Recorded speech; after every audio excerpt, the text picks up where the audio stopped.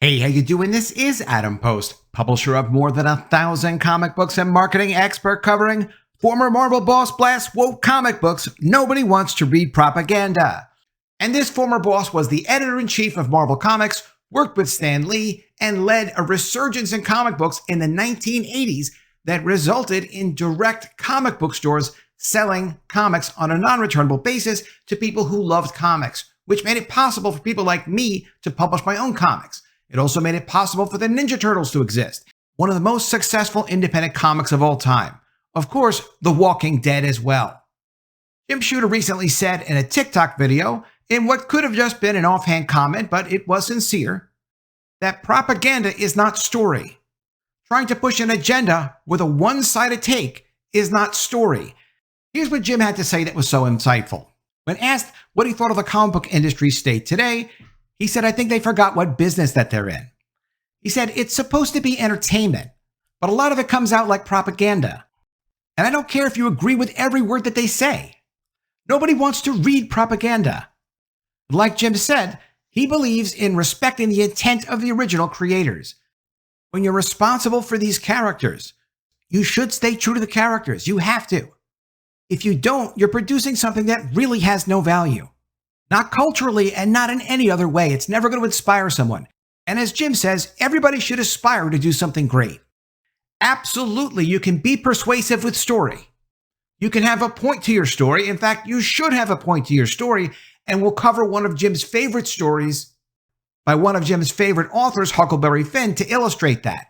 It's important you get to see what a story really is and what a story really isn't. A story has structure. A story isn't representation. It doesn't mean you can't have elevated themes, but it's at least a coherent statement about humanity. It has nothing to do with gender or skin color or sexual preferences. Let's get into the story. Before we do, please be sure you are subscribed to the channel. Click the bell for notifications. Give me a thumbs up. I really appreciate you guys. Great coverage on this from the Fandom Pulse. Former Marvel editor-in-chief Jim Shooter blasts the modern comic book industry. Quote, nobody wants to read propaganda. Marvel and DC Comics have been filled with DEI agendas in the last decade, destroying the comic book industry. And some people have heard of Jim Shooter before, some people haven't. He is a living legend. You can still see him at comic book conventions. Jim's 72 now, but he started writing for comics when he was 14. That's Jim at 14. Jim Shooter learned from the greats. The people who came before. They actually did know how to make comics. People like Jack Kirby, whose storytelling was every bit as great as his artwork.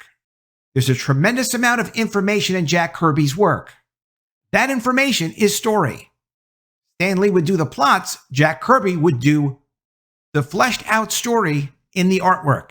And you can tell this because you can look at the art in a scene. This is from Fantastic Four 72. And the key thing about what Jack Kirby did was that you could look at the art and you would know the story without looking at the word balloons. That's talent. That's process. That's discipline. That's making sure you're conveying something when you're telling a story. Any of the panels you look at have emotion. They have story. Things are going on. Some of them look cooler than others. Look how cool the Silver Surfer looks on the 5th panel. Panels 2 and 3 here, continuing the scene from the page prior, are Reed Richards and Sue Richards having a moment being concerned about the status of their team. Why is that important? How is that difficult from how stories are told today in comic books? Well, let's look at these panels. In the first panel, you see a speeding train, and you'll notice with Jack Kirby, whenever possible, things are in motion. Physically, metaphorically, for whatever possible reason. Reed and Sue had just left the Fantastic Four at that time because Sue is pregnant, and the Fantastic Four are going to need them back. But you see the scene established with a train in the first panel of the scene. Next, we see inside the train. What is Sue doing? She's doing something. That's motion. Motion in character. As we see in the next panel, Reed is doing something also. But Sue looks like she's fixing her hair. That's something women do. It's completely normal. Could she have been sitting down doing nothing? Yes, but that's not motion. That's not story. That's not character interaction. And it doesn't lead them into the conflict they're about to discuss.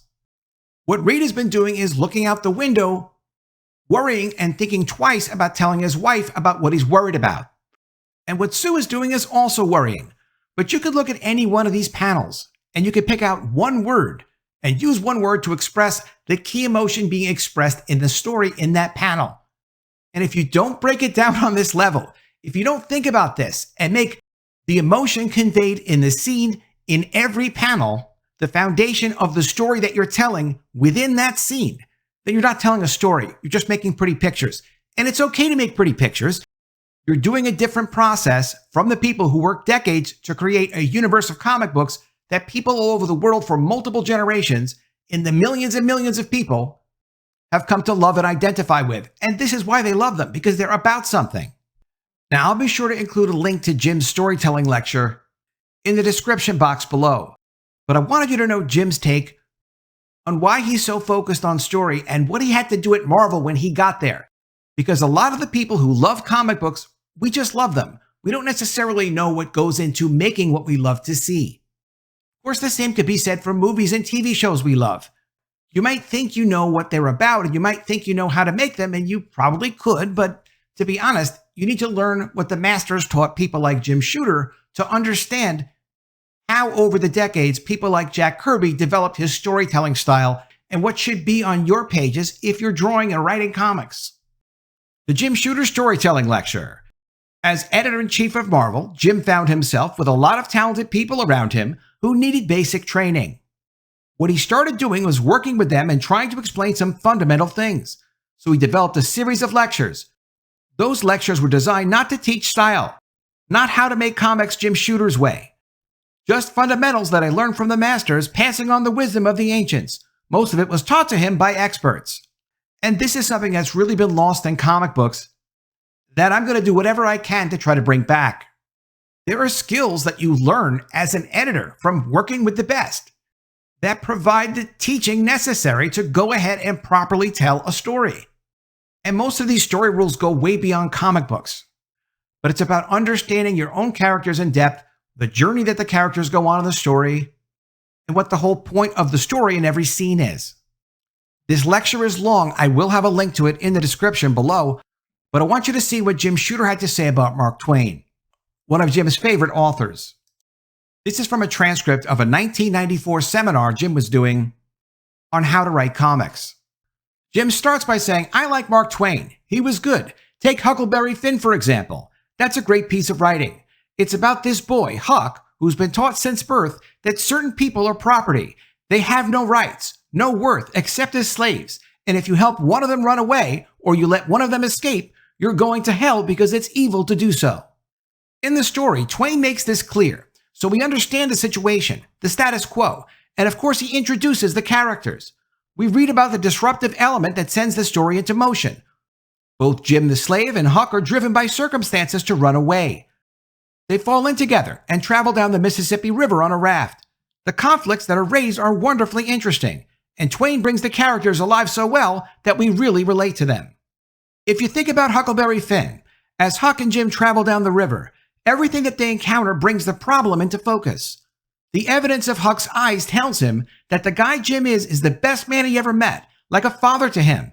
Everything he was taught says the guy's property and should be turned in. Every single event further underscores the folly of what Huck was taught. And think about this for a minute in the terms of representation and DEI and equity and equality. These concepts of humanity are appropriate for storytelling. But you need to actually tell a story. You can't just eliminate all the characters of one race or another race and not give those characters challenges to overcome, and not create a proper story structure, and not have a character arc, and not have a meaning or purpose to the story. And that's how woke stories have destroyed our literature, our movies, and our myths. They create these stand-in soulless monsters that teach no lessons, give no inspiration, and dishonor every brand they touch, whether it's Star Wars, Marvel, you name it. And keep in mind, this was written 30 years ago. This is not a comment on what's happened to Marvel Comics today. This was from back in 1994. The story is never heavy-handed. The events happen along the way are dramatic, funny, and sometimes poignant. But think about it. Every single one relates to Huck's dilemma and Twain's insight. Oh, and by the way, think about this. Jim alone would be an obvious runaway, would be caught and harshly dealt with. With the child Huck, presumably his owner, he's safer. On the other hand, the river is carrying them even deeper south. Not the best plan for escape, Jim. Tension builds. Down the river a ways, they run into the Duke and the Dolphin. Now they didn't run into a rodeo cowboy and a hooker. They ran into the Duke and the Dolphin, two guys who are ostensibly superior beings to Huck, just as Huck is ostensibly superior to Jim the slave. The Duke and the Dolphin are royalty. And we have a whole adventure with Duke and the Dolphin. We find out that it's nonsense, that these guys are phonies, driving again home the point to Huck to forget what you've been taught about people. There is a dignity in man that transcends the station that we assign to him. That person's true worth is not determined by a title, be it king or slave. Remember what happens to the Duke and the Dolphin? They get tarred, turn black. So Huck and Jim get down to New Orleans, and Huck finally has to decide what to do because there's a problem. There's Jim, and he's found a way out, a way to freedom. He's heading for a boat that will take him away.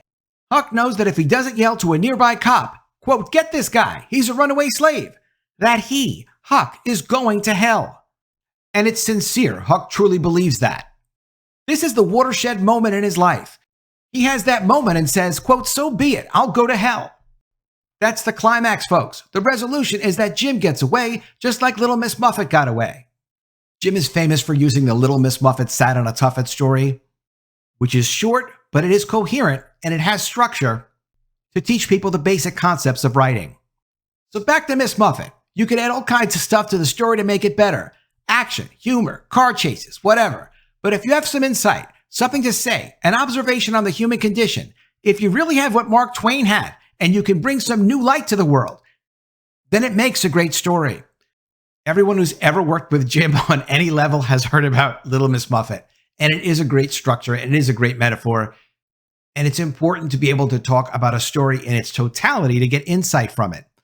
That's why if I go and I study a comic book, I'll go study Fantastic Four 72 or Peter Parker's origin story as Spider-Man in Amazing Fantasy 15 and, spend multiple days, multiple hours working through, looking at it again, thinking about it again. That's how you really break down and deeply understand something. That's how you de-pattern it so you can understand it in its essence, all the fundamental elements, and then learn what it takes to do something great on your own because you understand structure. Ask 100 people what Huckleberry Finn is about, and at least 99 will say it's about two guys floating down a river on a raft. But that's not it. It's about human dignity and equality. Its insights are so subtly implanted, its wisdom so deeply imbued that it communicates them almost by stealth while entertaining brilliantly. Huckleberry Finn will live forever and stealthily bring home its point to people for thousands of years. And if you want to understand how you're going to tell a story subtly, if you really want to understand subtlety, Google K.M. Weiland. Google the negative trait thesaurus. These are writing resources where you can learn how to tackle the power of structure and character arcs and how to understand your character's motivations and where those motivations come from. It's a lot of work, but if you love it, that's what you do. But I will tell you this, because it's irresistible. Raiders of the Lost Ark. How do they help make that exciting and convey their points? It's in a very typical structure, but it has a huge amount of metaphor in it. Elements used in the story that by their physical nature or other properties help relate to what they're trying to accomplish with the story. I'll give you an example. The medallion that Indiana Jones has to win back from Marion, his old girlfriend, happens to be circular and happens to have a hole in it that light has to pass through. It's a female metaphor. If he didn't resolve that, if he wasn't able to get that medallion, he wouldn't have known how to make the proper size staff and find the location indicated by the light passing through the medallion of where the lost ark was buried. And yes, of course, the staff is a male metaphor joining with a female metaphor. Why does any of that matter?